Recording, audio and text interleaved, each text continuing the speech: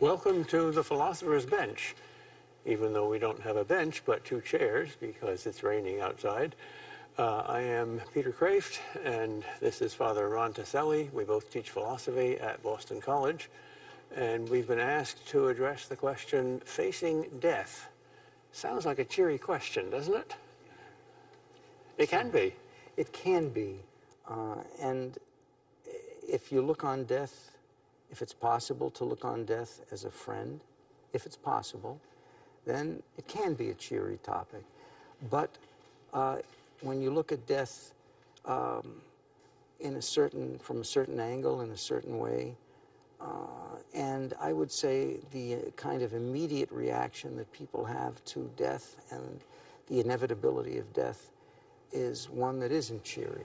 Of course, you have to fight your way through the clouds to get to the sunlight. Absolutely. My first full-length book was called Love is Stronger Than Death, and it looked at death as a person with a face, because when you face a person, you find a face looking back at you. So you can personify death as an enemy, or as a stranger, or as a friend, or as a mother, or even as a lover. And these, I think, are 5 different ways of facing death. The first one is the most natural. Of course, death is an enemy. Unless you're deeply nihilistic and pessimistic, you don't look forward to death. You try to prolong life, and we say our heroes are those who save life rather than take it. And in light of the fact that death is inevitable and that death is a natural enemy, the natural reaction to that is to cover it up, to make it a stranger. People don't die, they just pass away. But we deeply know that that's dishonest, and we have to somehow work our way through to death as a friend. If we didn't have death, what would happen? If the geneticists who are working on the immortality pill won, what kind of a world would that be? We need death to make life finite and meaningful, and to have borders and to be heroes. And maybe you can go beyond that and see death as a mother who births you into a higher life, a larger world. And if so, you might even see death as something more than a friend, as a lover, as the golden chariot that the king sends to fetch Cinderella from her hovel to the golden castle. Yeah, not the guy from the mafia who says, hey, bud, you get in the car now. Well, God the Father is different than the Godfather, because God the Father makes you an offer you can refuse, whereas the Godfather makes you an offer you can't refuse. Yeah. Although you have to get in that car, Peter. Yeah, you do. That's an offer. You do. That is an offer. Not an option. You cannot, yeah, that's not an option. I remember Heidegger once saying that death is something that nobody can do for you, really. It's gonna happen to you. And people can do a lot of things for you. Nobody is going to be able to die for you, because ultimately you're the one that does it. And the implication for him was, and you die alone. And that means annihilation. That means utter extinction. And I'd say if that's what death is, if it's just total annihilation, total extinction, and you are absolutely alone. In other words, you're born alone. You're the one that's born, and you die alone, and this is your extinction, and the extinction of a total world, the world that you are. Then you can't look on death. Then you can't look on death as a friend, as a lover. Yeah. Nothing. This is one of the reasons our society finds it very difficult to face death, because we're so extroverted. Our identities are in our friends and their reputation and how many friends we have and how many friends on Facebook. We're out there in our screens. Back in the 50s, David Reisman wrote a book called The Lonely Crowd. Yeah. It's a sociological classic.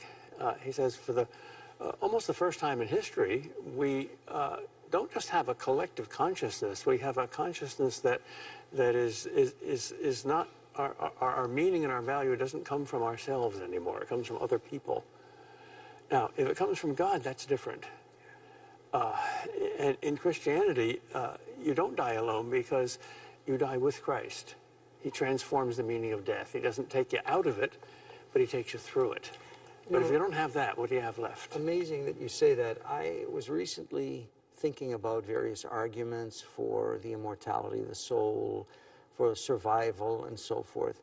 Look, those things are important in their own way, but I realized as I was going through them, they don't have the same kind of power that they used to have for me. Now that I'm older and I'm closer to death than I was, let's say, 30, 40 years ago when I was thinking about some of these arguments, all of a sudden I realized that the thing that made me realize that death doesn't have to be an enemy at all is thinking about my life, and how when I think back on my life, I realize God has been with me at various stages of my life, leading me here and there so that I could see the providential hand of the Lord in my life as I look back on it. And then I realized, look, if the Lord has been with me all my life, through various ups and downs, along sometimes very rocky paths, then Heidegger's wrong. At the end, he'll be there as he was there. Yeah. And as you said, he'll be there to lead me ultimately to the Father. Yeah. And you're not, death is not something during which and in which you're completely alone. No, the Lord is always there. Yeah. If he began this work in us, he's going to finish it. Bring it to completion. Yeah. Yes. We don't know how. We are on this side of the veil, not on the far side. So there's a lot of room for trust and faith, but we know who, which is more important than the arguments. Oh, absolutely. That's why if you trust in God and trust that he's been with you and will be with you, that you're not going to fall out of his hands, then the one who comes for you is not going to be the mafia. He's not going to be the gangster who's leading you to a place where you're going to get a bullet through the head. No, it's going to be a genuine friend who is taking you on the ultimate journey, and the ultimate journey into the love that does not die and cannot die. Yeah. I met a guy once who was a hunter, and he went bear hunting. And he told me an analogy, a parable, which I apply to this problem of death and who's in charge. He says sometimes when you have a dog with you, the dog will sniff around the trap that you lay for the bear and get stuck in the trap. And the only way to get a dog out of a bear trap is to push him farther into the trap to undo the pressure. And the dog has to trust you. That's right. And the dog has no proof that you're his friend. But if he trusts you, he'll relax and you can get him out. And if not, he's doomed. Absolutely, yeah. And we're that dog and God's the hunter. Absolutely, and that's why if you don't trust, or I'll put it differently, if you don't have faith, and that means if you don't trust God, then going further into the bear trap or going further toward the end can only mean pushing yourself further into darkness and annihilation. Yeah. Arguments can help, but they're not sufficient. They can maybe refute materialism, but they can't prove that you have to trust. Trust always appeals to freedom. Romeo doesn't come to Juliet and says, elope with me, I'll prove to you by 13 infallible syllogisms that you have to do this. He says, leap into my arms. I remember, Peter, you once said that if suppose someone put to me this, I will propose to you this wager. You've proposed an argument for God's existence. Now, if we can find any flaw whatsoever in that argument, you're going to be tortured to death over a year. No, thank you. No, exactly. And I think these arguments work. Yeah. But no one's going to do that. Yeah. Same with arguments about the immortality of the soul. I read them and I say, yeah, that's pretty good. There's some good stuff in that.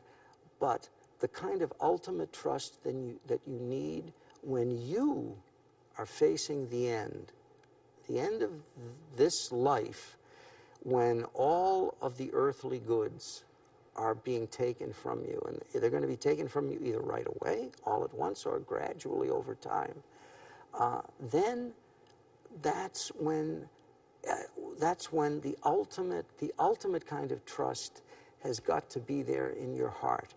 Lord, you've been with me. I know you've been with me. I trust you. I love you.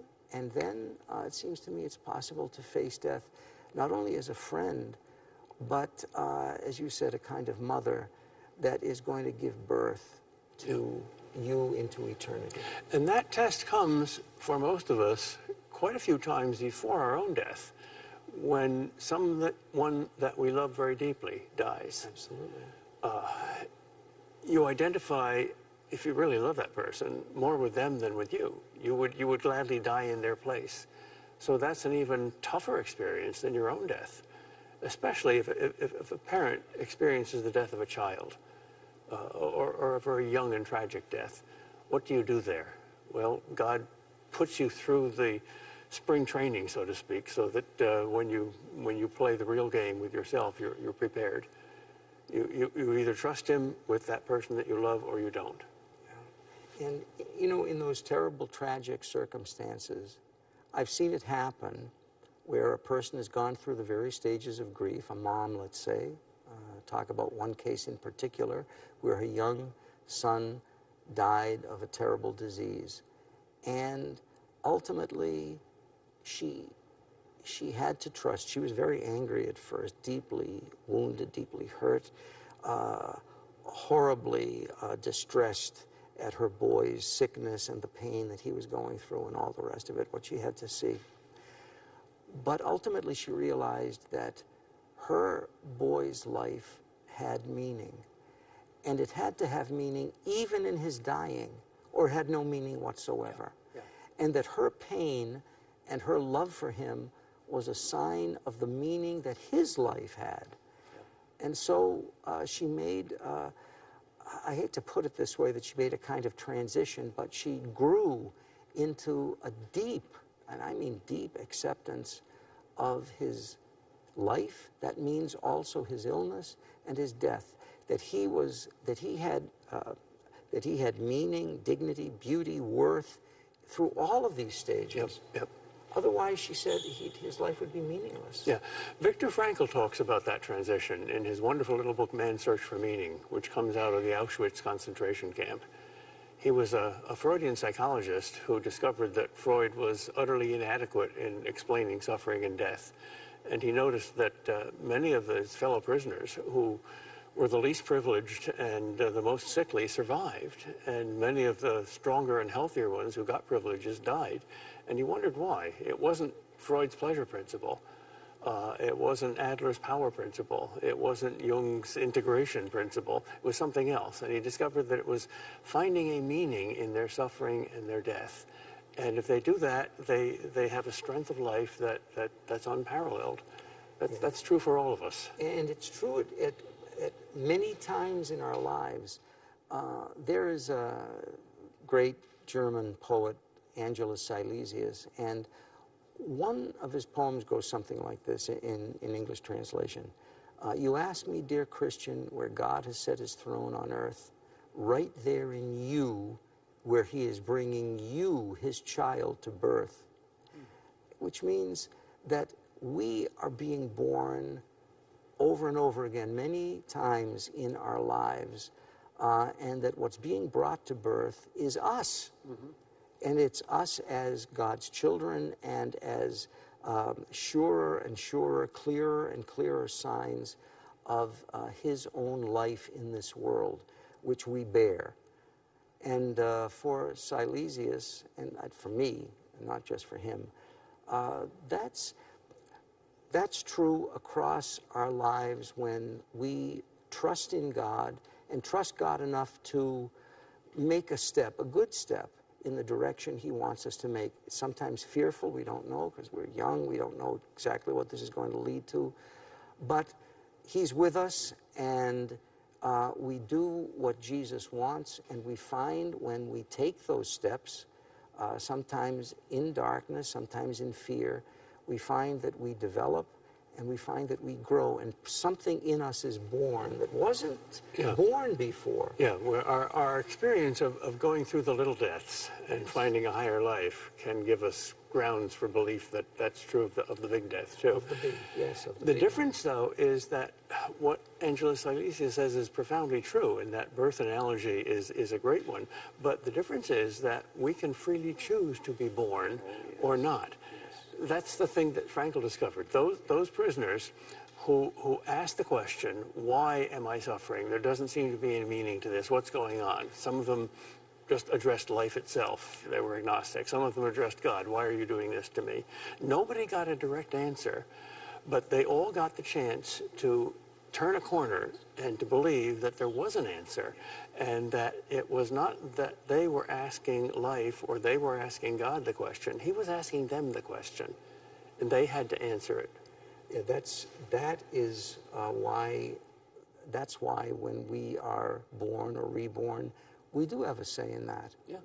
We're either going to refuse the birth, and we're going to make ourselves a kind of abortion, if I may put it that way, or we are going to take that step. But God made us so that we do have that choice. We have that power. It's a tremendous It's an incredible dignity that even when we feel like slaves, we're free. Yeah. We can choose our attitude. I've seen people in this life refuse, take a step back, or refuse to make a step, and refuse a healing, a grace, a birth into a higher life, a better life that was being offered to them. And when you see it, when you see that happen, it's a terrible thing. And you realize that trust, that faith, that God is there and that God isn't going to drop you and isn't going to abandon you, that is crucially, centrally important, not only for the big step at the end, but for the practices for that big step that we go through all of our lives. Yeah. You know, I heard that in Silicon Valley in California, there's a bunch of people called transhumanists who are trying to conquer death technologically by genetic engineering, and they're serious about this. And I read somewhere that a significant number of geneticists in the world, maybe 30%, think that this is possible, that we might learn from cancer cells, which don't die until their host dies, the secret of artificial immortality. If that happens, if they create an immortality pill or an immortality operation, I think that would be the end of the world. Because if we didn't have death, we wouldn't know who we are. We would be like a picture without a frame. We would be anything and everything. We would be like a bunch of eggs that never hatched. When you keep a dozen eggs forever and never let them hatch, what happens? They go bad, they go rotten. And the whole world would go rotten if we had artificial immortality. Death is absolutely necessary. Yeah, I mean, you know, these people, they're not saying that you and I would just continue as we are with our own individual self-consciousness forever. Is that what they're saying? Some of them are saying we can even transfer consciousness from one body to another. But most of them are simply saying, yes, we could go on forever. If you look at a very simple organism like an amoeba, it doesn't have sex. It doesn't reproduce sexually. And therefore, if it's not killed by some external force, it's immortal. It could be millions of years old. And they're saying maybe we could be like that. So we'd be like those big sequoia trees that just We'd be like a bunch of rotten eggs that never hatched. Just imagine the Third Reich going on for another 1,000 years. Imagine the Roman Empire lasting for another 1,000 years. Imagine some old person's miserable life, Howard Hughes, if you know anything about how he died, lasting for another couple hundred years. It would be awful. I'm reminded of what Aristotle says about the form that is the form of our bodies, so our souls. And he says the very same form that makes you grow and develop is the form that also brings you toward death. Yes. It's the very same thing. And I thought that really is, that's the natural process. That's the script. That's the That's script. the script. And it was written by an author who, fortunately, was not us. My favorite sermon of all time, the one that I have to keep repeating to myself, was the shortest one I've ever heard. I have ADD, so I get bored very easily. This is a 4-word sermon, and our Lord preached it to St. Catherine, the late medieval mystic, when he said, I'm going to summarize all of divine revelation in simply 2 sentences. There's only 2 things you need to know. 1, I'm God. 2, you're not. We keep forgetting that second thing. Yeah, absolutely, absolutely. Well, it's natural that we do, because our whole civilization has as its new summum bonum, or greatest good, or meaning to life, the conquest of nature by science and technology. And nature still has a trump card, death, which we haven't conquered yet. Once we conquer death, we've totally conquered nature, and we're like gods. And if we do, all we'll be is comfortable at best. At best, we'll only be comfortable. And we'll really cease to be human in the fullest sense. The old myths show that, I think. The wandering Jew. It's a kind of anti-Semitic myth, I think. Lazarus, whom Jesus raised from the dead, still refused to believe that he was the Messiah. So his punishment was that he could never die again until the true Messiah came. And he's, bummed out. He's the old cynic. He can't die, but he wants to. Tithonius the Greek is another version of that, and the Flying Dutchman, the ghost ship. The ghosts want to die, but they can't. They're in a perpetual purgatory. But of course, they want to die, and then they don't want to die. If there's no hope, you both want to die and don't want to die. Yeah. And that's the most horrible paradox that's possible. Tired of living and scared of dying. Absolutely. Old Man River. And, well, and you're up the river. You're up the creek, I should say. Yeah. So, Peter, I think that we have to, if we've come to some conclusion, it is that death can be a friend. But death can only be a friend if there is hope that lies beyond the immediate shattering darkness that death brings. Yeah, you don't see it. We're like unborn babies about to go through a birth canal, and we don't see whether there's any world outside or not. Imagine 2 of them, and one believes and the other doesn't. Is there life after birth? Yes. No. And when you are born, you look back at that womb and you say, that's only a part of a much larger world. But when we were in it, we thought that was all there was. Well, maybe this whole 13.7 billion light year long universe is just a womb compared to the next world.